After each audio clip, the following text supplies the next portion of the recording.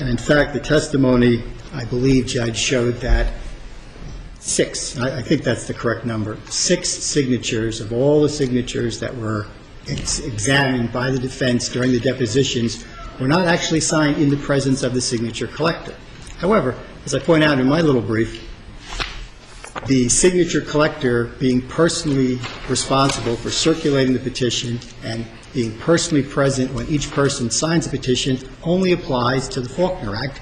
That language does not appear in the Home Rule statute, nor does it appear in any other petition statute that I could find or that Mr. Buzak could find, because I think we both looked for it and we present it in our brief. The defense has argued repeatedly that the Court should only decide the matter on the basis of the Home Rule Act and not the Faulkner Act. When we had our first hearing before Your Honor, you initially indicated that you were going to look at this under the Home Rule Act and not the Faulkner Act. I would like you to reconsider that, Judge, because I think if you look at it under either statute, the plaintiffs must prevail. Reitz specifically left open the question. The Supreme Court had it right before them. Do we simply say, no, we're going to just rule on any indebtedness ordinance, we're only going to look at the Home Rule Act, we're going to disregard the Faulkner Act? The Supreme Court did not say that, and they haven't said it since then. And that's 31 years ago that Reitz was decided. I don't think that the legislature intended to take away a right that a Faulkner Act community resident would have by the amendments that were made to the Home Rule Act. And I think, Judge, that you do have to analyze the signature collection process under both statutes, and I think if you do, you're going to agree with me that the petitioners got more than enough signatures, not once, but twice. When we look at this process, Judge, and I think you said this when we had our original order to show cause, the clerk is the real person who's the guardian of the process. She looks at the signatures, she can compare them physically to the voter roll and say, yes, this person, Mr. Smith, is a Randolph registered voter, and that's his signature, he's a valid signature. And we go right through the list. She did it twice, and twice the plaintiffs came up with enough signatures. When we look at some of the cases that Mr. Buzak has cited, and in particular In re Smith, it raises an interesting point. The township would have all of the persons who signed a second petition paper in the second petition thrown out the window simply because that person was not a signer according to the township's interpretation. That disenfranchises every person who took the time to bother to sign that petition saying, you know, you're right, I think I do want to have a right to vote on this. That flies in the face of the liberal interpretation of the statute that every court, and including the defense, agrees with me we have to make of the petition and referendum statutes. And I would urge Your Honor to rule, as I think you were going to rule back in August, that this petition must be certified for an election. Lastly, Judge, I even have a date to suggest for the election. The cost of a special election is nothing to sneeze at in these days, and the last thing that the plaintiffs want to do is to inflict that on themselves as taxpayers in Randolph. We have the presidential primary on February the 5th. The polls will be open that day. I think it would be a little extra effort to have a special election the same day as the presidential primary so that the voters in Randolph would have one other issue that they could deal with that day, and that would be yes or no on Ordinance 2107. Thank you. Thank you, Mrs. Clerk. Thank you, Your Honor. May it please the Court. When we were here on the order to show cause originally, the Court was inclined to overrule the clerk's determination with regard to the review of the petitions that were filed. We submit to you today that the Court should sustain the clerk's determination.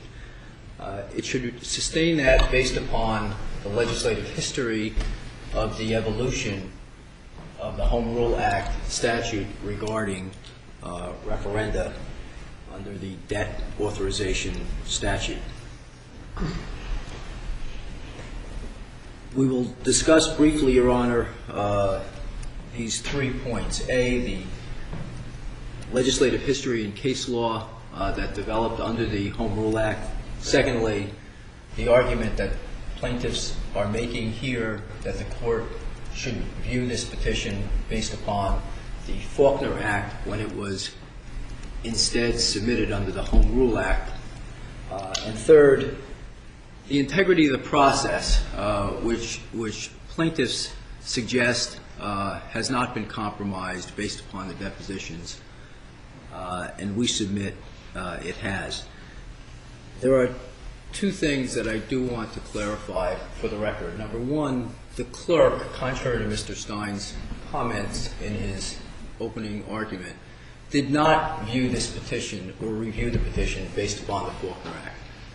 The clerk reviewed this petition based upon the Home Rule Act. Both certifications of the clerk that have been submitted to the court, attachments to the certification of the clerk, Exhibit C, the first certification, Exhibit F, the second certification, specifically refer to the Home Rule Act. And there's a reason for that, which I will get to in a moment. Secondly, Mr. Stein credits me with advising the court that I was going to be submitting affidavits of people who had signed petitions. I never made that representation to the court. What I said to the court was that the depositions thus far have not produced widespread verification of petitions being left, petitions being signed with not in the presence of the circulator, etc. But we still have the information that we have, and we were going to attempt to perhaps get affidavits from people who signed those petitions, where the people who circulated them are now setting forth that they were present throughout the entire period. So I never made a representation to the court. I would not do that because I would only do that if I had the affidavits available. I did not have the affidavits available. I said I would look into that, and that was an option that I had in terms of dealing with the issue that I had to deal with. Looking first, Your Honor, to the legislative history of the Home Rule Act, and I think it's important for the court to recognize that, and that's why we emphasized in our brief, because in order to understand the cases that dealt with the issue back in the 70s, you need to understand what the statute said at that time. When the statute was originally adopted, as we pointed out in our brief, under the Home Rule Act, it had no procedure whatsoever. So, therefore, when Murata versus Leon was decided, the Union City representatives attempted to have the court establish a procedure because there was none in the Act. And the Union City representatives attempted to have the court, in the court's own words, import the procedure set forth under the Walsh Act. The court declined to do so, but acknowledged the fact that if a signer of the petition was not, or if the petition were verified by one who did not sign the petition, that that was a fatal flaw.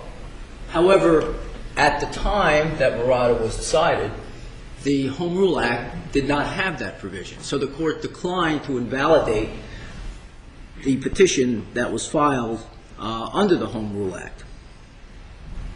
The court also noted in that case that there was no ability in the Home Rule Act to cure a defect, so that if, in fact, someone made a mistake and did not have a signer of the petition to verify it, there was no ability under the Home Rule Act at that time to cure that defect.